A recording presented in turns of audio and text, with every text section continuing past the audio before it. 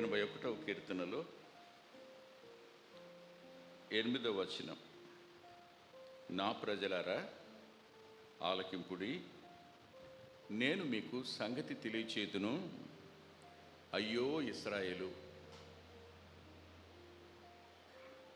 ఈ మాట మీకు వినపడిందిగా, ఆ పదంలో కనబడిన బాధ అర్థమైందిగా. నా ప్రజలారా ఆలకించండి అన్నవాడు, నేను మీకు సంగతి తెలియజేస్తా.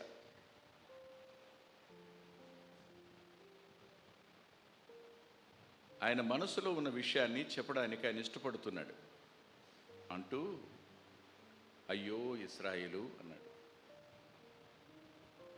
నీవు నా మాట వినినేడలా ఎంత మేలు. నా మాట నువ్వు వింటే సంగతిని తెలుసుకునేవాడివి. నా మాటకు నువ్వు చెవి ఇస్తే నీవు తప్పకుండా విధేయత చూపించేవాడివి. నా మాటకు చెవి ఇస్తే తప్పకుండా నీవు నేను కోరిన రూపంలోనికి మారేవాడివి. అయ్యో ఇశ్రాయేలు, నా మాట. ఇంతకు ఈ మాట అంటుంది ఎవరు? ప్రభువే. ప్రభువు తన ప్రజల గురించి ఇచ్చిన సాక్ష్యం ఏంటి? You are not hearing my voice. నా స్వరాన్ని మీరు వినడంలా. నేను మిమ్మల్ని ఒక ప్రశ్న సూటిగా అడుగుతాను. దేవుడు వాక్యంలో నుంచి మనతో మాట్లాడతారు.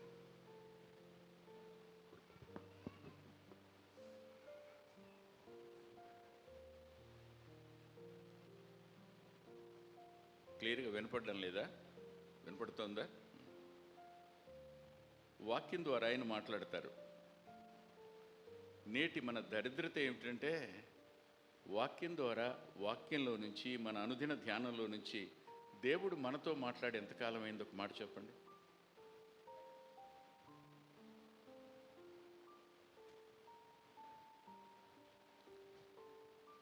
నేను రోజు బైబిల్ చదువుతున్నాను, దేవునితో సమయాన్ని గడుపుతున్నాను అని విశ్వాసి అయిన ప్రతి వ్యక్తి సాక్ష్యం చెప్తాడు.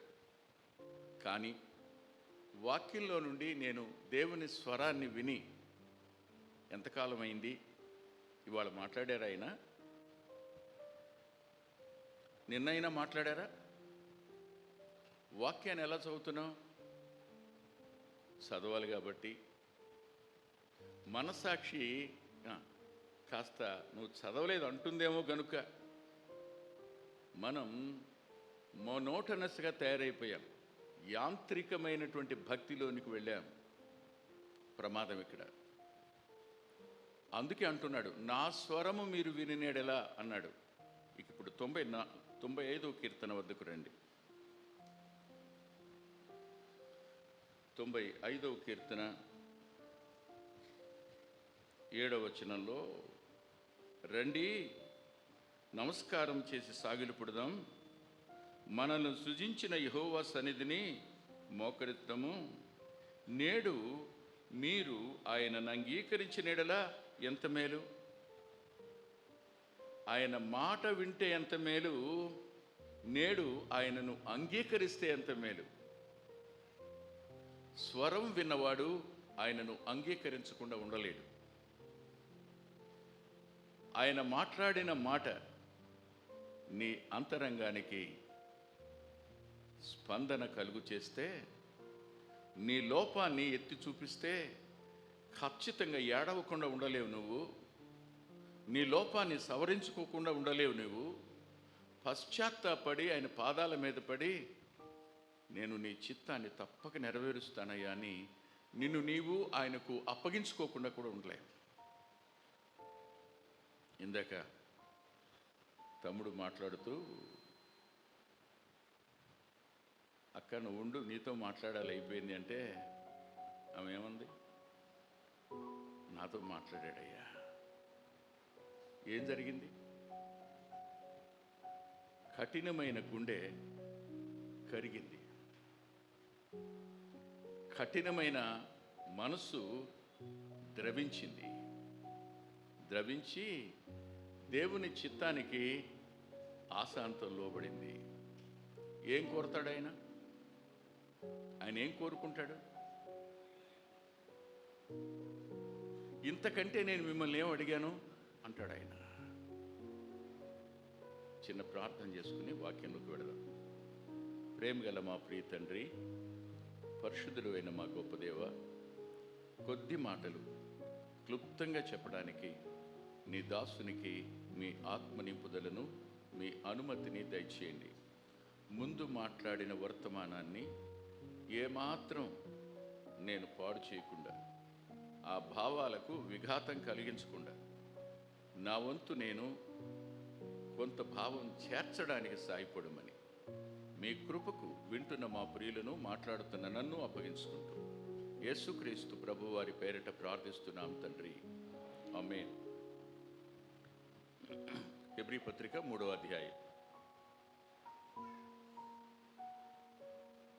1వ వచనం చదువుతున్నాను.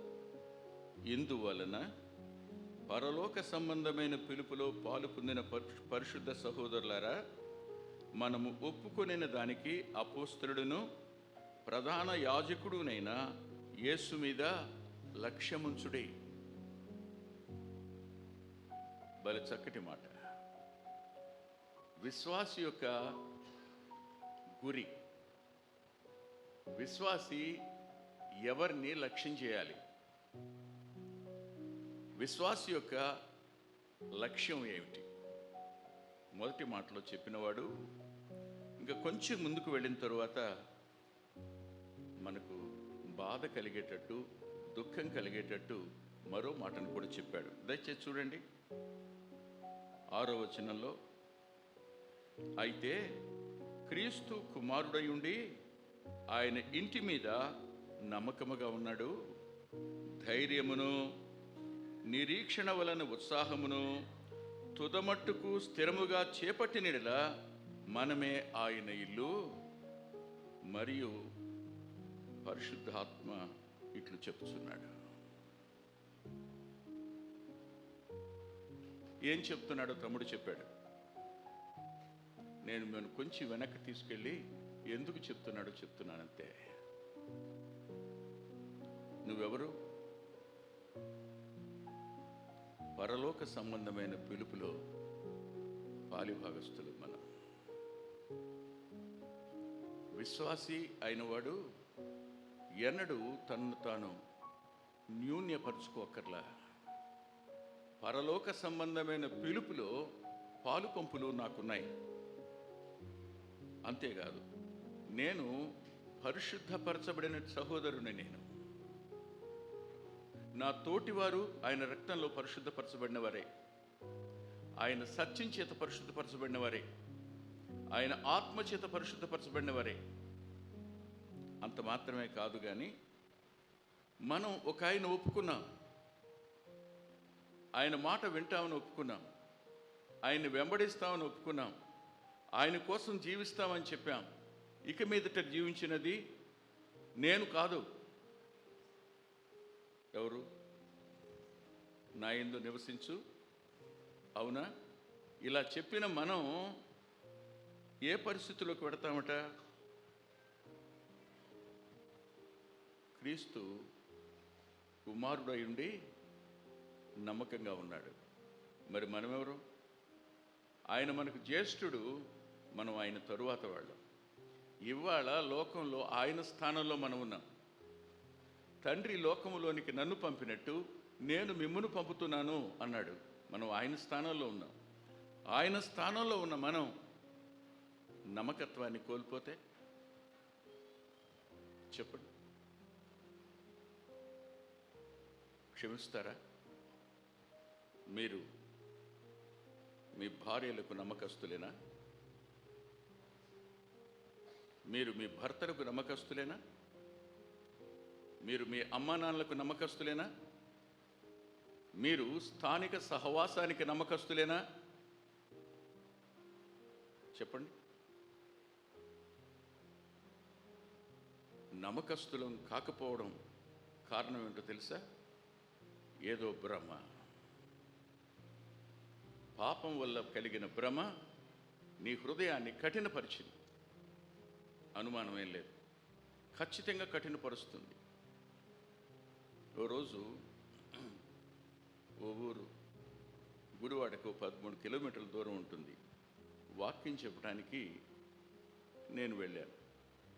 నేను వెళ్ళి మాట్లాడుతూ అన్నాను, కోడలు అత్తగారు ఉంటారు ఇంట్లో, అత్తగారిని తిట్టి అత్తగారిని కొట్టబోయి నువ్వు ఆరాధనకు వస్తావు, ఏ ముఖం పెట్టుకుని చెప్పు పాలు పంపులు పొందుతావు అన్నా. ఇదే అంది. ఆ రోజు నుంచి ఒక అమ్మాయి నాతో మాట్లాడడం మానేసింది, నాకు వందనాలు చెప్పడం మానేసింది. ఎందుకో తెలుసా? మా తోడుకోడలు ఈయన పామరు రాకముందే ఫోన్ చేసి నేను మా అత్తను అన్నానని కొట్టబోయానని చెప్పేసి ఉంటుంది. తోడుకోడలతో కూడా మాట్లాడడం మానేసింది. ఇది జరిగిన 15 దినాల తరువాత తెలంగాణ నుంచి ఒక సోదరుడు వచ్చాడు. నేను వెళ్ళలేక ఆ సోదరుని పంపా. ఆ సోదరుడు వాక్యం చెప్తూ అన్నాడట, అమ్మా నువ్వెంత తెలివిగలదానివి, అమ్మ నగలు 12 నవర్సులు నీ పెట్టులో పెట్టుకున్నావు, ఇంతవరకు భర్తకు కూడా చెప్పలా, నగలు ఏమైనాయి అని మీ అన్నయ్య అడుగుతుంటే కూడా మౌనంగా ఉన్నావు, నువ్వెంత తెలివిగలదానివి అన్నాడట. ఎందుకన్నాడో మరి. ఇంటికెళ్ళింది, నగలు బయటికి తీసింది, గావుర నేర్చింది, వచ్చి అన్నా మీరు ఆ రోజున మాట్లాడినప్పుడు దేవుడు నాతో మాట్లాడుతున్నాడు అనుకోలేదు. నేనెవరో తెలియని వ్యక్తి. నా విషయాన్ని ఇప్పటికీ అమ్మ చచ్చిపోయి 6 నెలలు, 6 నెలల నుంచి బంగారం మాయమైపోయింది. ఏమనుకున్నారు? ఒక మాట చెప్పలేదు నేను. ప్రభు మాట్లాడేవాడని నాకు అర్థమైంది. పశ్చాత్తాపడి ఆ పిల్ల మారు మనసు పొందింది, బ్యాప్టిజం కూడా తీసుకుంది, నమ్మకంగా ఉంది. దేవుడు నేటికి మాట్లాడతాడు, మాట్లాడేవాడు ఆయన. ఈ వాక్యం ద్వారా ఆయన మాట్లాడుతున్నప్పుడు ఆయన అడుగుతున్న మాట, నా స్వరం వింటే మీ అపనమ్మకత్వం బాగవుతుంది, నా స్వరానికి మీరు విధేయత చూపిస్తే మీరు దీనులవుతారు, తప్పకుండా నమ్మకత్వాన్ని మీరు అనుసరిస్తారు, ఆచరిస్తారు. అనేక విషయాలలో దేవుణ్ణి అత్యధికంగా బాధ పెట్టేది ఎవరు? మనము ఆయన ఇల్లు కదూ. మనము ఆయన ఇల్లు అంటే అర్థం, lord is residing in us. Is it not the meaning? ఆయన మనలో నివసిస్తున్నాడు అనేగా అర్థం. మనం ఆయన నివాస స్థలం, పరిశుద్ధాత్మునికి నివాస స్థలం మనం. ఆయన కేవలం మనం ఆయన్ని దుఃఖపెడతామని, ఆయన్ని ఆర్పేస్తామని మాత్రమే ఆలోచిస్తున్నాం. కానీ ఆ శబ్దాన్ని వినకుండా హృదయాన్ని కఠినపరుచుకునేవాడు ఏం చేస్తున్నాడో లేఖనంలో చెప్పాడు. రండి చూడండి దయచేసి ఏమన్నాడు.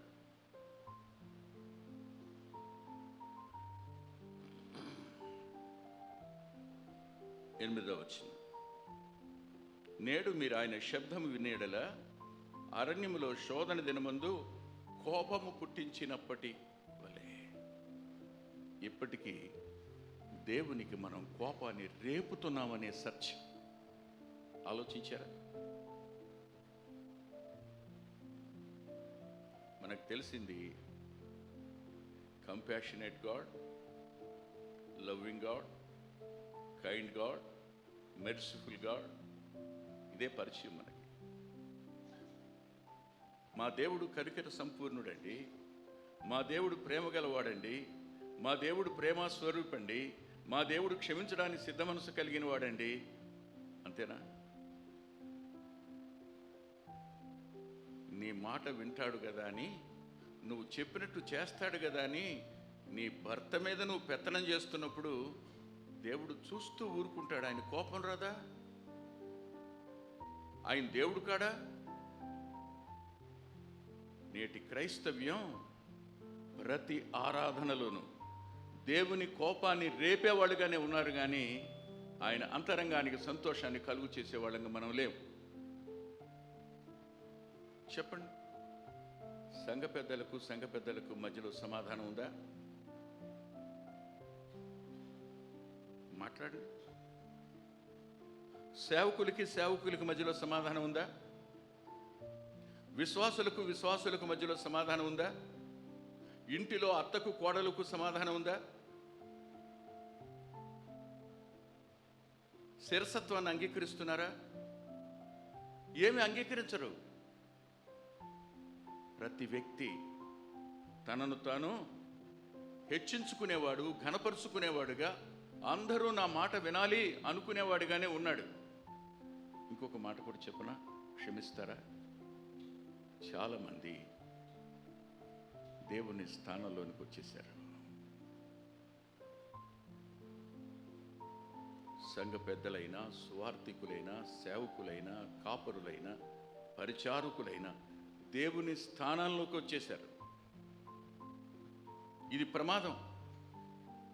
మనం ఇక్కడ రాస్తూ ఆయన కుమారుడై ఉండి ఇల్లంతటిలో నమ్మకముగా ఉన్నాడు అంటున్నప్పుడు ఆయన అన్నాడు, నేను పరిచర్య చేయడానికి వచ్చాను, కానీ పరిచర్య చేయించుకోవడానికి.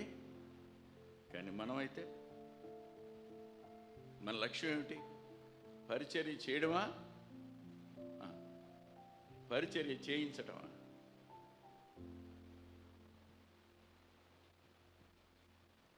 దేవుని కోపాన్ని ఎన్ని విధాల రేపుతున్నారు ఒకసారి ఆలోచించండి. ఎన్ని విధాల ఆయన అంతరంగానికి కోపాన్ని తెస్తున్నారు. ఏమండి, ఆయన కోపడ్డనుకుంటున్నారా? ఆయన కోపం రాదనుకుంటున్నారా మీరు? నేను ఒక మాట మీతో అంటాను. అది రూపాంతర పర్వతం. కనిపించిన దృశ్యం మానవ జీవితానంతరపు లోకం. మరణానంతరపు ఆ లోకం ఎలా ఉంటుందో ఆ పరలోకం యొక్క నమూనా కనపడుతుంది అక్కడ. కనపడుతున్నప్పుడు పేతురు అసందర్భంగా మాట్లాడాడు. అసందర్భంగా మాట్లాడినప్పుడు మీరు చెప్పండి, ఒక స్వరం వినపడింది కదా, మేఘంలో ఓ ధ్వని పుట్టింది. పుట్టి ఈయన నా ప్రియకుమారుడు, ఈయన మాట. కానీ వాళ్ళ సంఘం దేవుణ్ణి తమ మాట వినేటట్టు చేసుకోవటం ఎలా అని ఆలోచిస్తుందే కానీ దేవుని మాట మనం ఎలా వినాలి? We are not at all practising that sort of aspect. దుఃఖం కదా. ఎంతెందుకు, కొర్నేలి ఇంటికి వెళ్ళాడు. కొర్నేలి ఇంటికి వెళ్ళి ఆయన తన సిద్ధాంతం చెప్పబోతున్నాడు. ఏమిటా సిద్ధాంతం? ఆయన చేసుకున్న సిద్ధాంతం యూదుల దగ్గర, అబ్బాయి మీరు పశ్చాత్తాపడండి, మీరు మారు మనసు పొందిన తర్వాత బాప్తిస్మం పొందండి, అడు తరువాత పరిశుద్ధాత్మ అనే వరాన్ని పొందుతారు. ఇది ఆయన ఆర్డర్. ఎప్పటికీ ఆర్డర్ ఫాలో అవుతూ తప్పిపోతున్న వాళ్ళు చాలామంది ఉన్నారు. కొర్నేలి ఇంటికి వచ్చాడు. వచ్చిన తర్వాత చెప్తున్నాడు, అబ్బాయి పశ్చాత్తాపడండి, మారు మనసు పొందండి, బాప్తిస్మం అని అంటాడు. ఆ తరువాత పరిశుద్ధాత్మ అంటాడు. కానీ అంతటా వారి మీద పరిశుద్ధాత్మ దిగను అంటే అర్థం ఏంటో తెలుసా? పీటర్ ఆపేయిక, కెప్ట్ క్వైట్, మౌనంగా ఉండు. రూపాంతర పర్వతం మీద మౌని అవ్వు, మాట్లాడకు అన్నవాడే ఖచ్చితంగా కొర్నేలి ఇంటి దగ్గర కూడా మాట్లాడొద్దు, చాలిక నువ్వు మాట్లాడింది అండా. ఏమండి, ఆయన దహించు అగ్ని కదూ. దహించు అగ్నికి కోపం వస్తే నిలబడగలిగిన వాడెవడు? కేవలం ఆయన కృపను మాత్రమే చూసి, కేవలం కనికరాన్ని మాత్రమే చూసి. నిజంగా చరిత్ర, ఇందాక తమ్ముడు ఐజక్ బాబు మాట్లాడుతూ ఇవాళ భయం లేదు అంటే ఒకప్పటి కాలానికి ఈ కాలానికి ఉన్న వ్యత్యాసం నా మనసులోకి వచ్చింది. నేను రిఫర్మేషన్కి ముందు జరిగిన ఒక సంఘటన మీతో చెప్తాను. రిఫర్మేషన్ ముందు మార్టిన్ లూథర్ ఒక సెయింట్గా ఉన్నాడు. వాళ్ళ సెయింట్స్ అంటారుగా రోమన్ కథోలిక్ వాళ్ళు, అంటే ఒక సన్యాసిగా ఉన్నాడు. సన్యాసిగా ఉన్నప్పుడు సిక్ అయిపోయాడు. ఎంత సిక్ అయిపోయాడు అంటే చచ్చిపోతాడేమో లూథర్ అన్నట్టున్నాడు.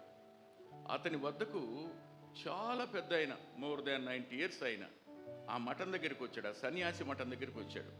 వచ్చినప్పుడు లూథర్ పడక మీద ఉండడం చూసి లూథర్ దగ్గరికి వెళ్ళి పక్కన కూర్చుని, what happen to you Luther అని అడిగాడు. నీకేమైంది లూథర్ అన్నాడు. భయంగా ఉందన్నా, భయంగా ఉందన్నా. ఎందుకని భయం? నేను తలంపుల్లో తప్పిపోతున్నా, అభిప్రాయాల వద్ద తప్పిపోయా, చేయవలసిన వాడి దగ్గర తప్పిపోతున్నా, చెయ్యకూడని వాడి దగ్గర తప్పిపోతున్నా.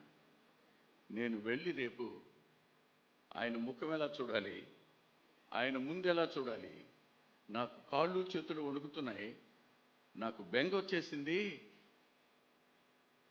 అందుకు నేను ఎలా అయిపోయాను, sick అయిపోయానని.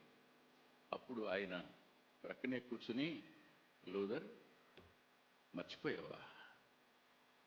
Hour lord is gracious lord. మన ప్రభు దయగలిగిన దేవుడయ్యా, క్షమించే దేవుడయ్యా, అది మర్చిపోయావెందుకు అని చెప్పాడు. కానీ ఇవాళ తిరిగి రివర్స్లో చెప్పాల్సిన పరిస్థితులు ఏర్పడాయని. ఇవాళ చాలామంది దేవుణ్ణి ఆజ్ఞాపించేవాళ్ళు బయలుదేరారు. నువ్వు ఇది చెయ్యి, నువ్వు ఇటు రా, డూ ఇట్ లార్డ్. ఏం చేస్తున్నారు వాళ్ళు? They are commanding god. వాళ్ళు నివాస స్థలమా? వారు పరిశుద్ధాత్మనికి ఆలయమా? వారు దేవుని శిరసత్వం కింద ఉన్నారా? దేవుడు ఎవరో వాళ్ళకి తెలుసా? ఏం చేస్తున్నట్టు? ఇక్కడ నుండి మీరు మంచి ప్రసంగికుడంట, టీవీలో ఆయనకి ఎంత ఉందంట, ఆయన మీటింగ్ పెడితే 2,000 మంది వస్తారంట, మనం కూడా వెళ్దాం అని వెళ్ళి కూర్చుని నేర్చుకునేదేంటి? రక్షించబడిన తొలి దినాలు ఎవరో పెద్ద ప్రసంగికుడు వస్తున్నాడని వెళ్ళి లోపలికి వెళ్లకుండా బయట నిలబడ్డా ఒక మూల. ఒక సైకిల్ వేసుకుని సంఘ పెద్ద గారు వచ్చి భుజం మీద చేసి తట్టి, ఏంటి ఇక్కడ ఉన్నావు అన్నాడు. వాక్యం ఉందామని, ఎలా ఎలా ఈ వాక్యం ఉంటావా, చెడిపోతావా? నాకు ఇంకా గుర్తుంది, వాళ్ళ ఊరికినే తిట్లా,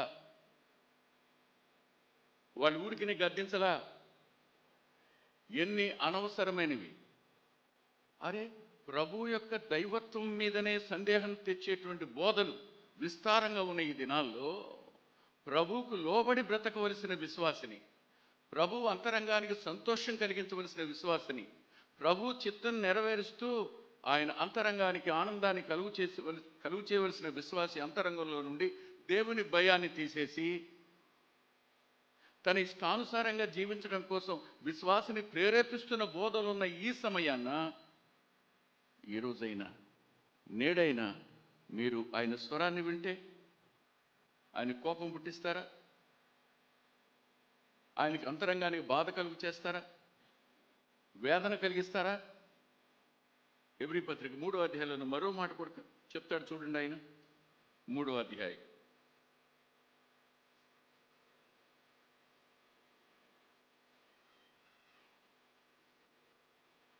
8-9 చదువుతున్నాను, మనసు పెట్టి వినండి. నేడు మీరు ఆయన శబ్దం వినేలా అరణ్యములో శోధన దినమందు కోపం పుట్టించినప్పటి వలె మీ హృదయములను కఠినపరుచుకొనుకుడి. 40 సంవత్సరములు నా కార్యములను చూచి మీ పితరులు నన్ను పరీక్షించి పరిశోధించిరి, కావున నేను ఆ తరము వారి వలన విసిగి తిని. వాళ్ళు దేవునికి కోపం పుట్టించారు, దేవుణ్ణి విసిగించారు. దేవుడిని విసిగించారు. కొంతమంది విశ్వాసులైన పిల్లలు కాలేజీలో జాయిన్ అవుతారు, యూనివర్సిటీకి వెడతారు, వెళ్ళిన తరువాత మెల్లగా వాళ్లకు వాక్యం విరిగిన వాళ్ళతో సహవాసం పోతుంది. కాంపిటేటివ్ వరల్డ్ వైపు మెల్లగా టెండ్ అవుతారు. అలా బెండ్ అయిన తరువాత వాళ్ళకి ఇంటలెక్చువల్స్ పరిచయం అవుతున్నట్టు తారసపడతారు. కాంపిటేటివ్ ఎగ్జామ్ గెలవాలి అంటే ఇంటలెక్చువల్స్తో పరిచయం అవసరం అనుకుంటారు, అంతేగాని దేవుని కృప అవసరం అనుకోరు. సమయోచితమైన జ్ఞానం ఆయన ఇస్తాడనుకోరు. అటువైపు మొగ్గిన తరువాత వీళ్ళ మనసులు మెల్లమెల్లగా ఏమవుతాయో తెలుసా? లోక ఆకర్షణకు, లోక భ్రమకు, ఆ వ్యక్తులకు ఆకర్షితులవుతారు. ఆకర్షితులై నేను విశ్వాసిని, అతగాడు విశ్వాసి కాడు అవిశ్వాసి అనే స్పృహ లేకుండా, చెప్పండి, నేను చేసుకుంటే అతన్నే చేసుకుంటా. ఏమి లేదు నీలో? చెప్పు, ఏమి లేదు? నేను చేసుకుంటే ఆ అమ్మాయినే చేసుకుంటా, విశ్వాసమేనా? తుదమట్టుకు కాపాడుకునే నమ్మకత్వమేననిది. ఈ మధ్యన ఓ విషయం జరిగింది. I was shocked. యాక్చువల్గా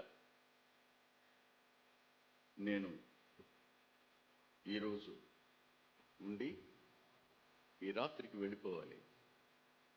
రేపు ఒక మ్యారేజ్ రిసెప్షన్లో మాట్లాడాలి. ఒక స్థానిక సంఘానికి చెందిన సంఘ పెద్దగారి కుమార్తె సరిగ్గా వారం రోజుల క్రితం, 10 రోజుల క్రితం ఆ పిల్ల ఒక మాట అంది. పెదనాన్న, అతను నాకు ఫోన్ చేశాడు, నేను పలానా చోటుకు వచ్చాను, రమ్మన్నాడు. నిశ్చితార్థమైంది, రమ్మన్నాడు. నేను రానని చెప్పాను. చెప్పిన దాన్ని ఒక మాట అడిగాను, మీరు నిజంగా విశ్వాసేనా? మీరు మారు మనసు పొందారా అని అడిగాను. పెదనాన్న, నేను మారు మనసు పొందలేదు, కానీ మంచివాడిని, నేను చర్చికి రెగ్యులర్గా వెళ్తాను, మా తాత ముత్తాతల నుంచి మేము క్రైస్తవులమే అన్నాడు. పెదనాన్న, అందుకని నేను వద్దనుకున్నాను. పెదనాన్న, వెలుగుకి చీకటికి పొత్తెక్కడ? ప్రభువుకి బెలియాలకి సంబంధం ఏమిటి? ఆయనకు విగ్రహానికి పొంతనెక్కడా? విశ్వాసికి అవిశ్వాసికి జోడా? మీరు చెప్పండి, ఏముండాలి? అంతరంగంలో ఏముండాలి? దేవుని భయం ఉండాలి. ఏదా భయం? ఏది? ఎక్కడుందా భయం? కనిపించటంలా.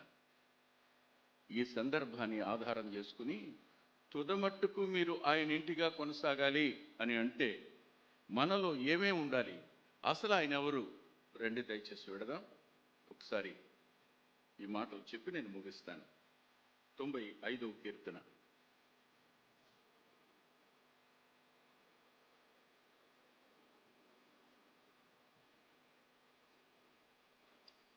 95వ కీర్తనలో 3వ వచనం నుంచి 7వ వచనం వరకు ఉన్న వాక్యాన్ని మనం అందరం కలిసి చదువుకుందాం.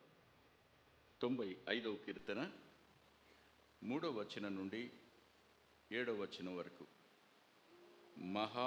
యెహోవా మహాదేవుడు, దేవతలందరికీ పైన మహాత్యము గల మహారాజు. భూమి ఆగాధ స్థలములు ఆయన చేతులు ఉన్నవి, పర్వత శిఖరములు ఆయనవే, సముద్రము ఆయనది, ఆయన దాన్ని కలుగు చేసెను, ఆయన హస్తము భూమిని నిర్మించెను. ఆయన మన దేవుడు, మనము ఆయన పాలించు ప్రజలము, ఆయన మేపు గొర్రెలము. రండి, నమస్కారం చేసి అవుదాం. ఇక్కడ కీర్తనాకారుడు ప్రభువుని మూడంతలుగా చూపించాడు. మూడంతలుగా ప్రభువుని చూపించాడు. ఆయన మహాదేవుడు, మన దేవుడు. మహాదేవుడు అన్నాడు 3వ వచనంలో, కానీ 6వ వచనంలో మన దేవుడు ఆయన. ఆ మహాదేవుడు మన దేవుడయ్యాడు. తీతు అంటాడు, మహాదేవుడును మన రక్షకుడునైన యేసుక్రీస్తు, ఆయన మన దేవుడు అన్నవాడు మొట్టమొదటిగా ఆయన ఎవరో చెప్తున్నాడు. చూడండి ఆయన ఎవరో. నెంబర్ 1, 3వ వచనంలో మహాత్మ్యము గల మహారాజు. ఆ దేవుడు ఎవరు అనుకుంటున్నారు? ఈ దినాన్న ఎవరెవరు తమను తాము దేవుళ్ళుగా పరిచయం చేసుకుంటూ పతనమైపోయిన దేవదూతలు తామే దేవుళ్ళుగా దేవతలుగా పరిచయం చేసుకుంటున్న వారు ఉన్నారే, వాళ్ళు మనుషులకు చాలా ఘనులుగాను గొప్పవారుగాను కనపడుతున్నారు. ఈయనెవరంటే వారందరికీ పైన మహారాజు. నేను 30 years బ్యాక్ దండకారణ్యంలో సువార్త చెప్పడం కోసం వెళ్ళినప్పుడు కోయల్ని, గుత్తి కోయల్ని, కొండరెడ్లని ఓ చోట చేర్చినప్పుడు ఒక్కొక్క సేవకునికి ఓ 15 మందిని అప్పగించినప్పుడు నాకు 15 మందిని అప్పగించారు. వాళ్ళకి ఎలా సువార్త చెప్పాలి నాకేం అర్థం కావడంలా. నేను అన్నాను, మీకు తెలుసా యేసు దేవరు ఉన్నాడు అన్నా. దేవుడిని దేవర అంటారు వాళ్ళు. యేసు దేవరు ఉన్నాడు తెలుసా అన్నాను.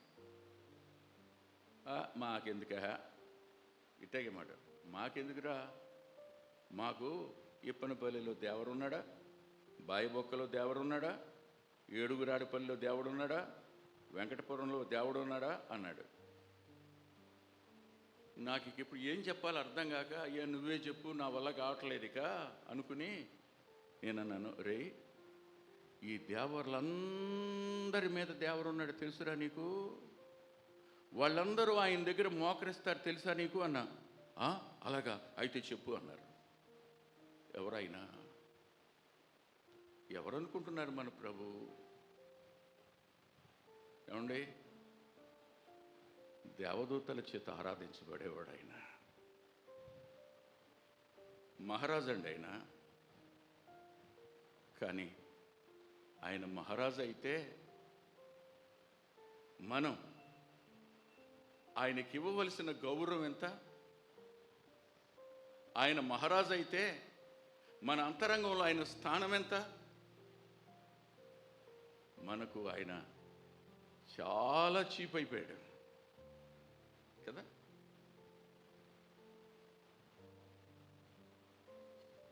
ఈ మధ్యలో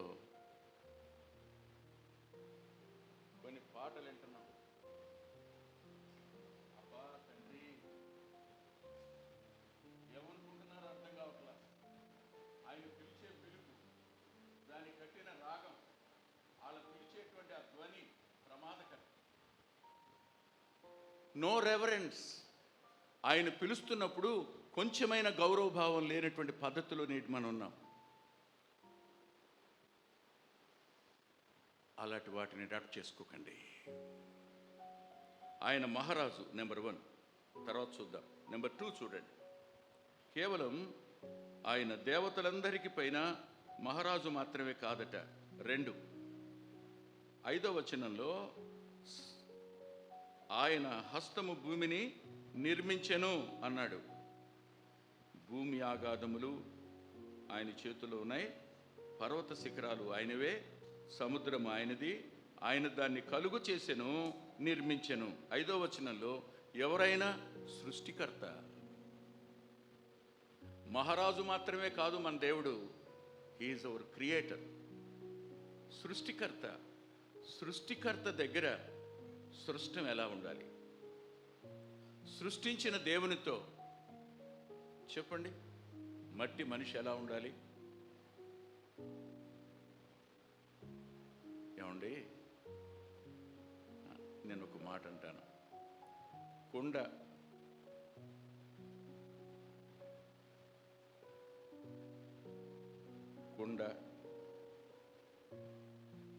ఇళ్లల్లో బాగా తోముతారు చూడు బిందెలు. ఏ బిందె అది? ఇత్తడి బిందె. కుండ ఇత్తడి బిందె దగ్గర ఉన్నప్పుడు ఎలా ఉండాలో ఒక్కసారి ఆలోచించండి. మాట్లాడరే. ప్రేమిస్తున్నాడు కదా, క్షమిస్తున్నాడు కదా, చేర్చుకుంటున్నాడు కదా, ప్రాణం పెట్టాడు కదా అని ఆయన తక్కువ చేస్తామా?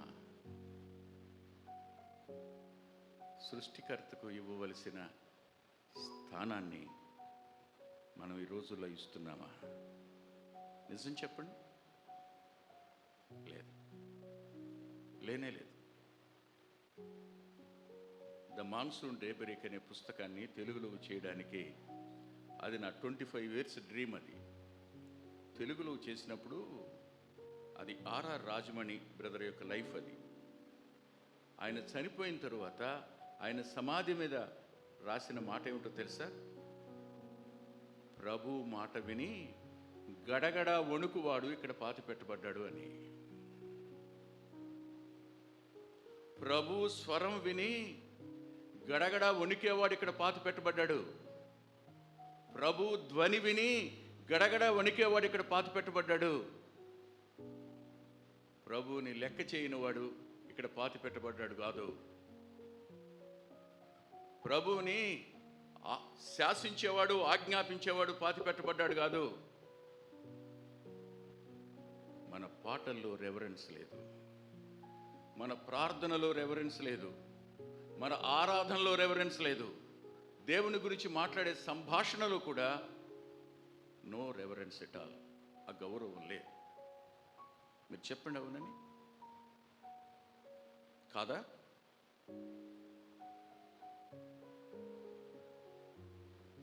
మీ అత్తగారిని పేరు పెట్టి పిలుస్తావా?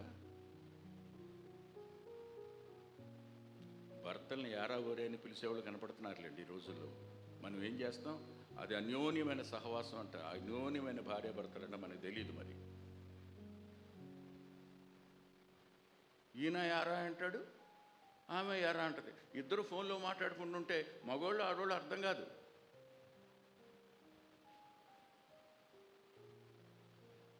మనుషుల వద్దే ఆ గౌరవాలు. ఏమండి, గౌరవం లేని చోట పరిశుద్ధతకు చోటు ఉండదు. మీకు తెలుసా? ప్రేమకు చోటు ఉండదు. మీకు తెలుసా? అక్కడ ఉండేదల్లా నీచత్వం.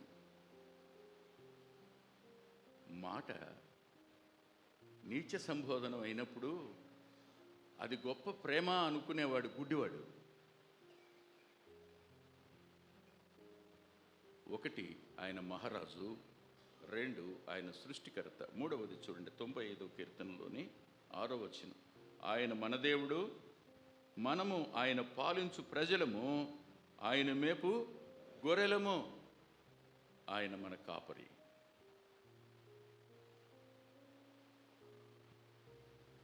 ఆయన మహారాజు ఎవరి మీద చూసాం? ఆయన సృష్టికర్త ఏం చేశాడో చూసాం. ఆయన కాపరి. నువ్వెవరు? మహారాజు అయితే పరిపాలించబడే పౌరుడు నువ్వు అనుకో. ఆయన సృష్టికర్త అయితే సృజించబడిన వ్యక్తివి నువ్వు. ఆయన కాపరైతే నువ్వు గొర్రెవి.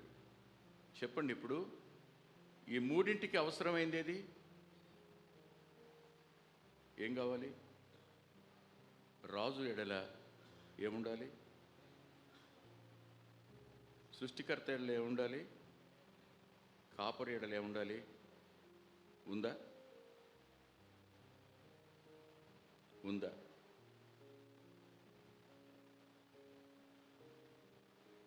లాస్ట్ మాట చెప్పి ముగిస్తాను. ఓ రోజు రొట్టె పంచుతున్నప్పుడు ఒక వ్యక్తికి ఓ సోదరుడి మీద కష్టం ఉందని గుర్తొచ్చినప్పుడు అతడు లేచి పరిగెత్తాడు. ఎక్కడికి పరిగెత్తున్నాడో తెలియదు. పరిగెత్తి వెళ్ళి చాలామంది ఉంటారు కదా, మోర్ దెన్ 500 ఉంటారు. అందరికీ పంచుకుంటా వచ్చేటప్పుడు చాలా టైం పడుతుంది. ఆఖరిలో వచ్చాడు. వచ్చి అప్పుడు తీసుకున్నాడు. ఎక్కడికి వెళ్ళినట్టు అడిగితే, అన్నా అతని మీద నాకు కష్టం ఉంది, నేను ఎలా స్వీకరించాలి, ఆయన ఏమని ఆరాధించాలి, ఆరాధనలో నేను ఎలా పాల్పంపులు పొందాలి, నువ్వు వచ్చినప్పుడు ముందు వెళ్ళి సమాధానపడమని నా దేవుడు నాతో మాట్లాడినప్పుడు నేను లోబడ్డానన్నా, అందుకే వెళ్ళాను. విచిత్రం చెప్పనన్నా, ఆ సోదరుడు నన్ను కొడతాడేమో అనుకున్నాను. నేను వెళ్ళి క్షమాపణ చెప్పగానే నా 2 చేతులు పట్టుకుని ఏడ్చి, తప్పు నాదే బ్రదర్, నన్ను క్షమించండి అన్నాడు. ఇప్పుడు చెప్పండి, నీవు దేవుని ఇంటివైతే నీలో నివసిస్తున్నవాడు, నిన్ను పరిపాలిస్తున్నవాడు, నిన్ను పోషిస్తున్నవాడు, నిన్ను కాస్తున్నవాడు సంతోషిస్తున్నాడా, దుఃఖిస్తున్నాడా? ఒకసారి ఆలోచించండి. తల్ల వంచి ప్రార్థన చేసుకుందాం. ప్రేమగల మా ప్రియ తండ్రి, పరిశుద్ధుడైన గొప్ప దేవ, ఈ మధ్యాహ్నం కొద్ది మాటలు చెప్పడానికి నీ దాసునికి మీరు ఇచ్చిన అనుమతి కొరకై రుణొస్తుందని చెప్తూ, ముందున్న సమయం నిలబడి మాట్లాడుతున్న నీ దాసుని ద్వారా మాతో మాట్లాడి మా అంతరంగానికి ఈ మార్గంలో మంట కలిగించినట్టు మంట కలుగు చేయమని యేసుక్రీస్తు ప్రభు వారి పేరట ప్రార్థిస్తున్నాం తండ్రి. ఆమేన్.